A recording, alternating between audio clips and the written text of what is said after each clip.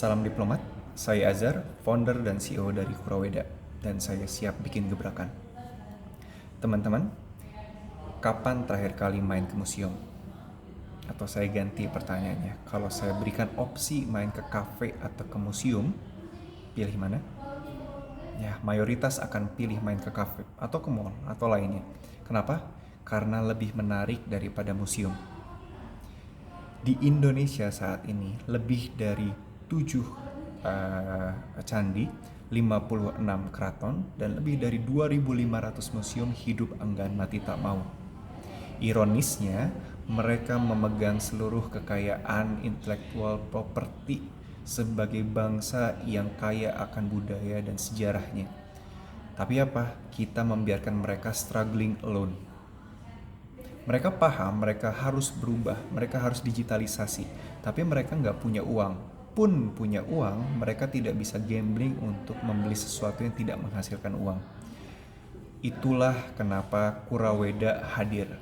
Kuraweda dengan bisnis model terbarunya yaitu SACE, Software as a Core Ecosystem, di mana kami tidak hanya memberikan advanced management system kepada mereka, tapi kami juga menghadirkan portal kolaborasi dengan basis data driven yang bisa membuat semua stakeholders untuk kolaborasi secara nyaman dan cepat di sana, yang menyebabkan ekosistem akan tumbuh secara otomatis dan menghasilkan welfare untuk semua stakeholders. Berdasarkan portofolio kami, kita aplikasikan ini di keraton tertua di Indonesia yang masih beroperasi. Bukan Jogja, itu adalah Keraton Kasepuhan Cirebon, di mana kami memberikan infrastruktur IT yang cukup komprehensif, mulai dari ticketing system sampai dengan reporting system ke pemerintah, dynamic website, dan lain sebagainya. Kenapa? Karena kalau teman-teman main ke bioskop, teman-teman gak beli film kan, beli tiket kan. That's why IT infrastructure itu sangat krusial. Yang kedua, setelah itu semua selesai, kami memberikan film hyperrealistik dengan konsep keraton cinematic universe kepada keraton dengan generatif AI yang buatan Indonesia. Apa maksudnya? Jadi setiap keraton akan punya superhero-nya masing-masing yang dikemas sebagai bentuk edukasi dengan experience yang jauh lebih menyenangkan. Untuk apa? Menyasar segmentasi yang baru.